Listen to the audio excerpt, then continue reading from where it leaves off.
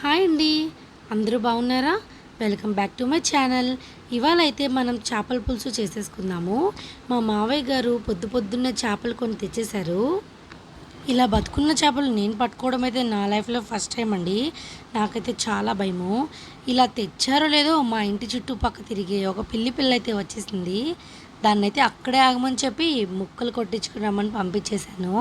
ముక్కలు కొట్టించుకుని వచ్చాక డస్ట్ ఇంకా బ్లాక్ కలర్లో ఎలా కనిపిస్తుంది కదా, అదంతా బాగా క్లీన్ చేసుకోవాలి. ఇప్పుడు ఈ ముక్కల్లో పసుపు గల్లుప్పు వేసి 2 నుంచి 3 సార్లు నీళ్లు తెల్లగా వచ్చేదాకా క్లీన్ చేసుకోవాలి. ఇప్పుడు కర్రీలోకి ఏం కావాలో చూసేయండి. 5 ఉల్లిపాయలు సన్నగా కోసుకు పక్కన పెట్టుకోండి. 15 పచ్చిమిరకాయలు కోసి పక్కన పెట్టుకోండి. ఈ సైజు అల్లం ఫుల్ వెల్లుల్లిపాయ ఒకటి తీసుకుని పేస్ట్ చేసి పక్కన పెట్టుకోండి. ఉల్లిబొంది శుభ్రంగా కోసుకుని పక్కన పెట్టుకోండి. కొత్తిమీర శుభ్రంగా కడిగి కోసి పక్కన పెట్టుకోండి.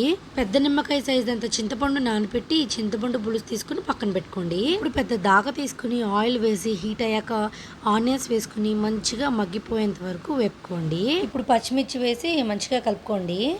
ఆనియన్స్ పచ్చిమిర్చి మగ్గిపోయాక అల్లం వెల్లుల్లిపాయ పేస్ట్ 3 స్పూన్లు వేసి పచ్చివాసన పోయేంత వరకు తిప్పుకొని ఇప్పుడు ఉల్లిబొందు వేసుకుని కలిపి ఆయిల్ పైకి తేలాక 1 స్పూన్ పసుపు, 2 స్పూన్లు ఉప్పు, 4 స్పూన్లు కారం వేసి బాగా కలుపుకోండి. కారం ఎక్కువే పడుతుందండి చేపల కూరలో, అప్పుడే నీసు వాసన రాదు. 2 నిమిషాల తర్వాత 1 టీ గ్లాస్ నీళ్ళు పోసి అంతా కలిసేదాకా తిప్పుకుని ఆయిల్ పైకి తేలాక నానబెట్టిన చింతపండు పులుసు పోసి కలుపుకోవాలి. 10 నిమిషాలు హైలో పెట్టి మూత తీసి నూనె పైకి తేలాక శుభ్రం చేసి పెట్టుకున్న చేప ముక్కలన్నీ వేసుకుని మెల్లగా గ్రేవీ మొత్తం కలిసేదాకా కలుపుకోవాలి.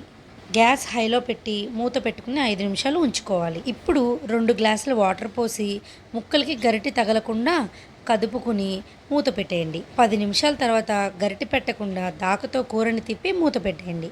15 నిమిషాలకి పులుసు అయితే చిక్కపడి ముక్కలు కూడా సరిగ్గా ఉడికిపోతుంది. ఒక్కసారి ఉప్పు కారం సరిపోయలేదో చూసుకుని అడ్జస్ట్ చేసుకోండి. లాస్ట్లో కొత్తిమీర జల్లుకుని సర్వ్ చేసుకోవడమే. టేస్టీ చేపల పులుసు రెడీ. చాలా ఈజీ రెసిపీ అండి. ఫస్ట్ టైం చేసే వాళ్ళు కూడా టేస్టీగా చేసేస్తారు. మన ఛానల్ని సపోర్ట్ చేసి సబ్స్క్రైబ్ చేసుకోండి.